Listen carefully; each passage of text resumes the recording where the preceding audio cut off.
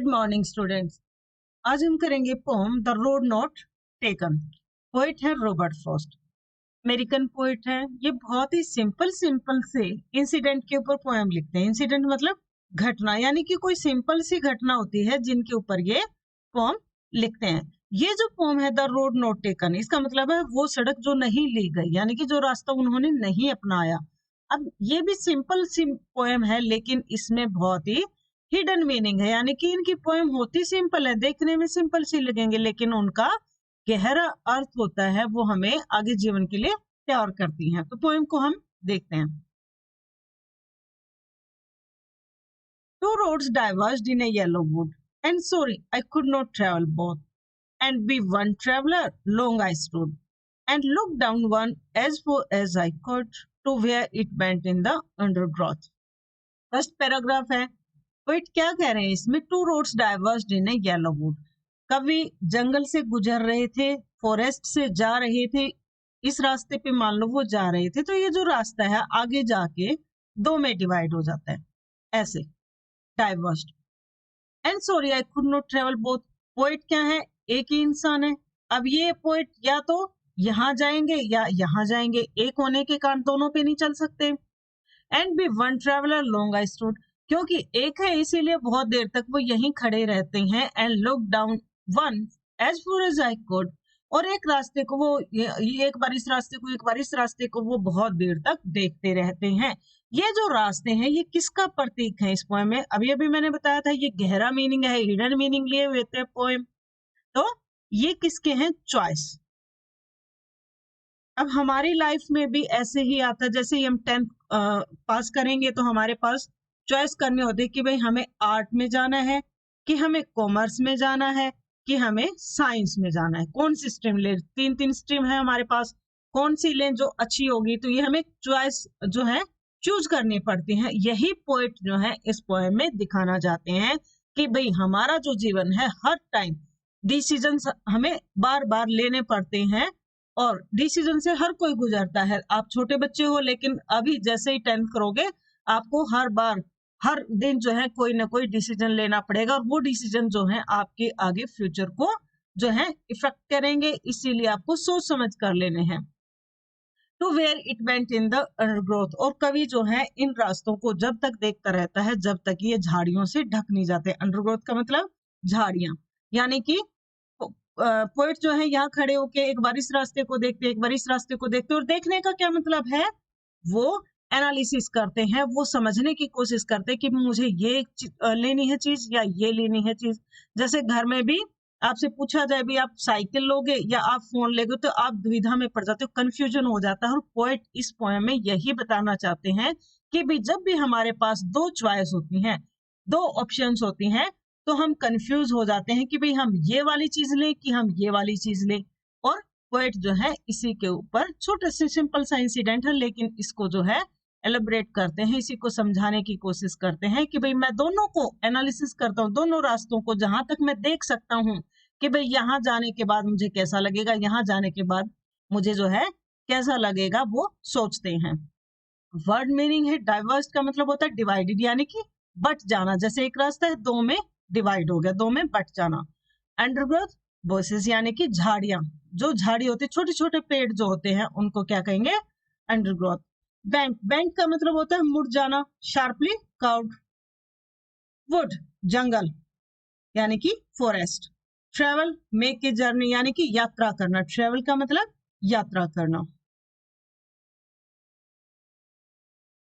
Second paragraph है, then took the other just as fair, and having perhaps the better claim because it was grassy and wanted wear, though as for that the person there had worn them really about the same. ये भी simple सी line है। कवि क्या कह रहे हैं? then took the other, भाई मैं दूसरा रास्ता ले लेता हूँ। just as fair मतलब कवि को एक रास्ता उनमें से अच्छा लगता है, वो उसको चॉइस कर लेते हैं, उसको चूज कर लेते हैं कि मुझे ये वाला रास्ता चाहिए, जस्ट एज फेयर, क्योंकि वो रास्ता जो है थोड़ा सा साफ है। कहने का मतलब है दो रास्ते हैं, दो रास्ते में से कभी मान लो इसको ले लेता है, क्योंकि यहाँ पर कम लोग गए हैं, इसीलिए जहां पे कम लोग जाएंगे तो वहां पे क्या होगा? वो रास्ता थोड़ा सा साफ होगा। And having perhaps the better claim because it was grassy and wanted wear, क्योंकि ये रास्ता जो वो लेते हैं उस पे घास उगी हुई है। घास का मतलब वहां पे लोग नहीं गुजरे हैं, वहां से नहीं गुजरे, क्योंकि लोग जब ज्यादा गुजरेंगे तो घास उनके पैरों के नीचे आके खत्म हो जाएगी। तो as for that the person there had worn them really about the same, हालांकि कुछ दूर तक दोनों रास्ते सेम हैं, क्योंकि कभी सुबह सुबह यहाँ खड़े हैं और दोनों पे पत्ते पड़े हैं, दोनों के पत्ते जो हैं अभी कुचले नहीं गए हैं, वांटेड भी यानी कि इनके ऊपर से चला जाना है अभी, और दोनों एक जैसे लगते हैं। लेकिन कुछ दूर के बाद एक रास्ता जो है ऐसा है जिसपे कम लोग गए हैं, एक रास्ता ऐसा जिसपे बहुत सारे गए हुए हैं। फेयर का मतलब गुड, जो अच्छा दिखता है। क्लेम का मतलब डिमांड, कि भाई ये जो है ज्यादा डिमांड में है। And both that morning equally lay in leaves, no step had trodden black. Oh, I kept the first for another day, yet knowing how way leads on to way, I doubted if I should ever come back. Poet कहते हैं both that morning equally lay, उस सुबह दोनों के दोनों जो रास्ते, एक रास्ते से दो रास्ते के दोनों रास्ते जो हैं एक जैसे लग रहे हैं। No step at trodden black, दोनों रास्तों के ऊपर कोई भी नहीं गया, और दोनों के ऊपर पत्ते पड़े हैं, इस पे भी पत्ते पड़े हैं, इस पे भी पत्ते पड़े हैं, और जब पत्ते के ऊपर पैर पड़ता है तो वो कुचला जाता है और वो क्या हो जाता है, काला हो जाता है। ट्रोडन का मतलब कुचला जाना। लेकिन इनके ऊपर कोई पत्ता नहीं मतलब कोई पैर नहीं पड़ा है इन पत्तों के ऊपर, यानी कि बिल्कुल ऐसा लग रहा है जैसे ना यहाँ से कोई गया है ना यहाँ से कोई गया है। और जब दोनों पे कोई गया नहीं है तो ये कौन बताएगा कि भाई ये रास्ता अच्छा है कि ये रास्ता अच्छा है, यानी कि कभी कभी को कोई भी सजेस्ट करने वाला नहीं है।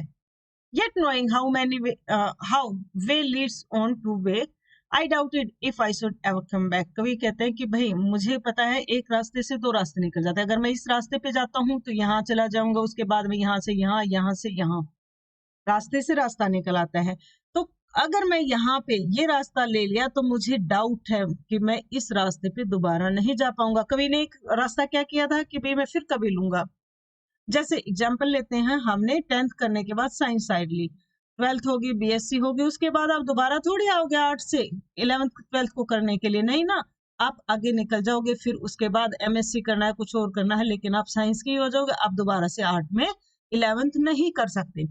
तो यही कभी, या आप टीचर बन गए तो दोबारा से आप थोड़ी डॉक्टर बनने की तैयारी करोगे, नहीं करेंगे। तो इसी को कवि जो है कहना चाहते हैं कि भी मुझे संदेह है, if I should ever come back, भाई अगर मैं इस रास्ते पे आ जाता हूँ तो मैं दोबारा से इस रास्ते पे नहीं चल सकता। ले इन लीव्स मतलब full of leaves, way Leeds on two way यानी कि ट्रांसवर्स पाथ, एक रास्ते से दूसरा रास्ता निकल आना। अब इस पैराग्राफ के हम राइमिंग स्कीम भी देखते हैं। 1 मार्क्स का क्वेश्चन क्या आता है, what is the rhyme scheme of this paragraph, this stanza?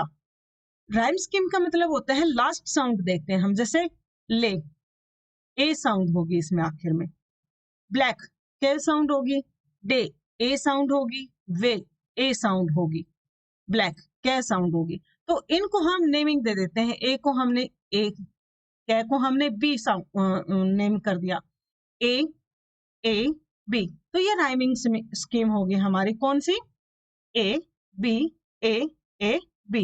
और ये सभी पैराग्राफ की यही है, आप जिसे ट्राई करके देखना।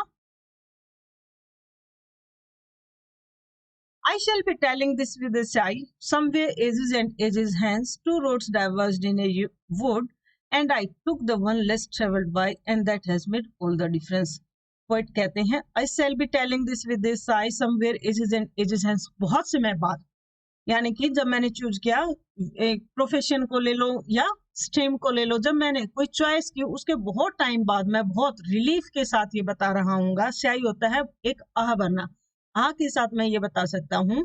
To roads diverged in a wood, कि दो रास्ते थे, जो कि एक जंगल में दो रास्ते थे या दो चॉइस थे मेरे पास, and I took the one less travelled by, और मैंने वो चॉइस या वो प्रोफेशन चुना जिसमें बहुत कम लोग गए हुए थे, and that has made all the difference, और उसी से जो है फर्क पड़ा। कहने का मतलब है हमारी सक्सेस है या फेलियर है, या हमारी सोरो है, ये हमारी हैप्पीनेस है, ये सारे के सारे किस पे डिपेंड करते हैं, हमारे डिसीजन के ऊपर, यानी कि डिसीजन ठीक है या गलत है। और डिसीजन के बारे में कब पता लगेगा ठीक है या गलत है, बहुत समय बाद, डिसीजन करते ही थोड़ी पता लगेगा। अगर आप साइंस साइड ले लेते हो, आपसे चलती है या नहीं चलती है। मैं कई बच्चे जो हैं ज्यादा पढ़ने के उससे कहते भाई मैंने गलत ले लिया, अगर मैं 8 लेता तो ज्यादा जो है स्कोर कर पाता। या हम प्रोफेशन में जाते हैं, अगर डॉक्टर के प्रोफेशन में जाते हैं और हमें बाद में लगता है कि भाई नहीं मेरा जो है रुझान इसमें नहीं था, मुझे तो ऐसी व्यवसाय चाहिए था, ऐसा प्रोफेशन चाहिए था जिसमें मैं ज्यादा टाइम जो है मुझे मिलता और मैं जो है घूम फिर सकता। तो उस टाइम जब हम सोचेंगे तो हमें बहुत बाद में ये बात रियलाइज होती है, अगर कोई डिसीजन जो लेता है उसका ठीक वैसा ही रिजल्ट मिलता है तो वो खुश होता है, नहीं तो उसे थोड़ा सा पश्चाताप होता है कि काश मैं दूसरा रास्ता ले लेता। यानी कि हमारा जो डिसीजन मेकिंग पावर है या हमारी जो डिसीजन जो हमने लिया था चॉइस के की थी, उसी से सारा डिफरेंस हो जाता है, वहीं से सारा फर्क पड़ जाता है हमारी लाइफ के ऊपर। क्या ही होता है, रिलीफ या आहबार की। मेन पॉइंट्स क्या है इस पोएम के, यानी कि अगर लॉन्ग क्वेश्चन आता है कोई, लॉन्ग क्वेश्चन में आपको ये पॉइंट्स ही लिखने हैं। थीम आ जाए इसकी, भाई सेंट्रल आइडिया क्या है, थीम क्या है, कुछ भी आ जाए आपको ये वाले पॉइंट्स उसमें जरूर मेंशन करने हैं। स्टार्टिंग में क्वेश्चन को पढ़ते ही सेंट्रल आइडिया है या थीम है उसकी जो भी है, स्टार्टिंग में आपको वही हेडिंग लिखनी है और ये 2 लाइन जरूर लिखनी है।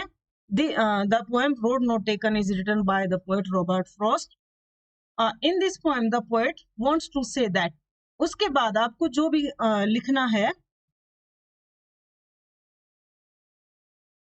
Main points of the poem क्या है इसके main point. It traveller is travelling through a jungle. हमने पढ़ा था कि भाई एक जो है यात्री फॉरेस्ट से जा रहा है, 2 roads diverge in a wood. वहां पे एक रोड से जो है 2 रोड बढ़ जाते हैं जंगल में, यानी कि एक रास्ते से 2 रास्ते निकल जाते हैं। 2 roads are symbolic of the confusion.